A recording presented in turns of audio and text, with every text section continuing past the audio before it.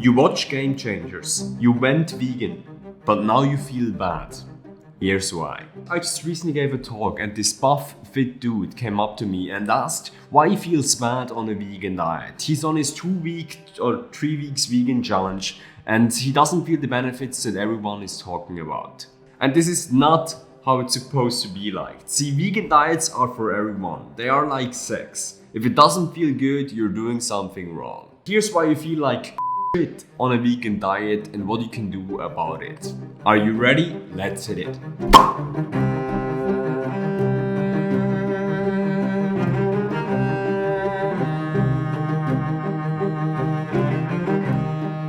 I was in Vietnam just some weeks ago and I went to the Cu Chi tunnels. And the Cu Chi tunnels are a tunnel network that the Vietnamese farmers, Vietnamese people built during the constant bombing from the US. So sometimes the Vietnamese people spend weeks and months on end in this tunnel network, in this tunnel structure, and only went up to the surface after it was safe again. After the end of the Vietnam War, people came to the surface, the Vietnamese people came to the surface, and sometimes spent months in this tunnel network. These people couldn't see. These people couldn't walk. Why? Because their body adjusted to the suboptimal situation. So the adjustment of the life of war to the life of peace was certainly welcomed. It wasn't easy at first. I don't mean to compare war with our food choices, but there's something about adjusting that our body doesn't really like. For those of you guys that go to the gym, the first weeks are absolutely freaking horrible. I remember the first time I tried to cultivate a good habit like reading a book. I remember how horrible it felt. I couldn't focus. So when you are in the adjustment period of veganism, let's say the first 3 months, it's very likely that your emotions can go havoc. So don't trust your feelings in the adjustment period with the feelings that you will have afterwards. Why will your emotions go havoc? Because your body doesn't like to change, because you're eating more fibers, and because your body changes your microbiome. The bad boys of bacteria that you have in your gut. So while you have to realize that the adjustment period is not all sunshine and rainbows, you also have to realize that veganism is not all sunshine and rainbows. Veganism is a very good diet for your ethics, for the environment, and for yourself. But it's not like a caffeine rush, like a caffeine overdose, okay? You do not feel like a demigod. You feel good, but you do not feel like a god. You have to realize that the Game Changers is still a movie. It's sensationalism, and sensationalism sells. So you will not rainbows and you will not gold after going on a vegan diet, but it will make you feel good. Number 3, not supplementing vitamin B12. So this is the nitty-gritty of veganism, and even some vegans that I've met down here that are following this path for quite some months or even years have not supplemented with vitamin B12. But I'm here to tell you that you should be on the safe side. Why do you need vitamin B12? See, vitamin B12 is important for our brain health. And it's also important for the production of our red blood cells. So one of the first symptoms of vitamin B12 deficiency is quite similar to iron deficiency.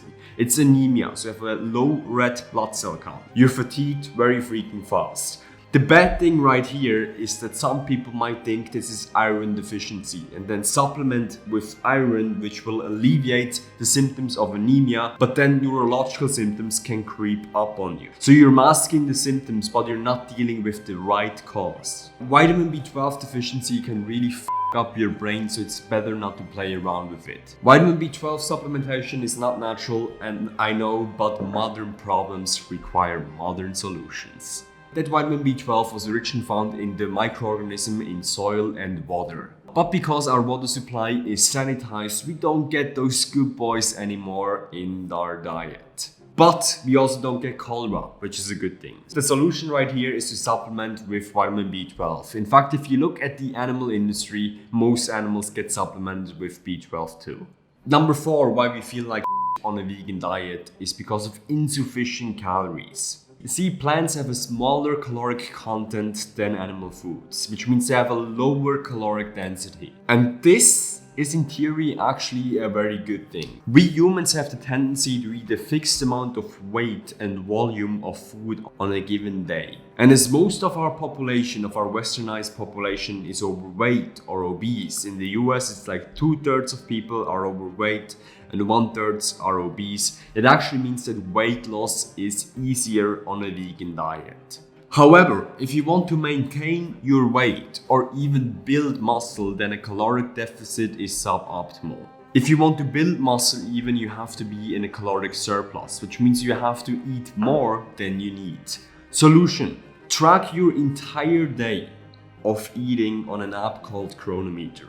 Chronometer is my app of choice because it also shows you your micronutrient needs. Take a look at the most important metric right there when it comes to you being tired. Calories. Do you hit all your required calories for the day? If you don't, then you know why you're tired. But you might be losing some weight though. Number 5, you have a soy allergy.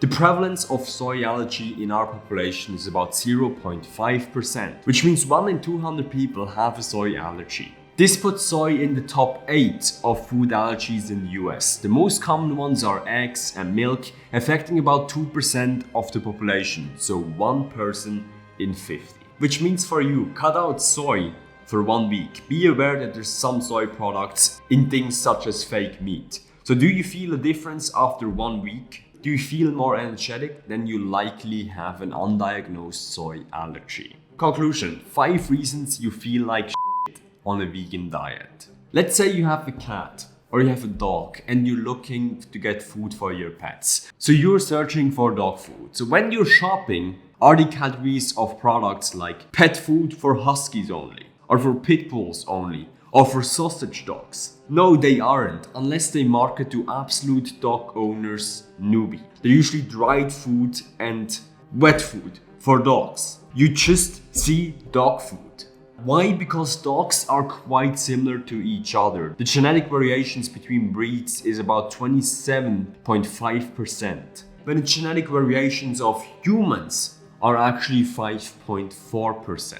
Do we just don't give a f and feed all these dogs the same thing because it's cheap? No, we love our dogs. We do it because it works.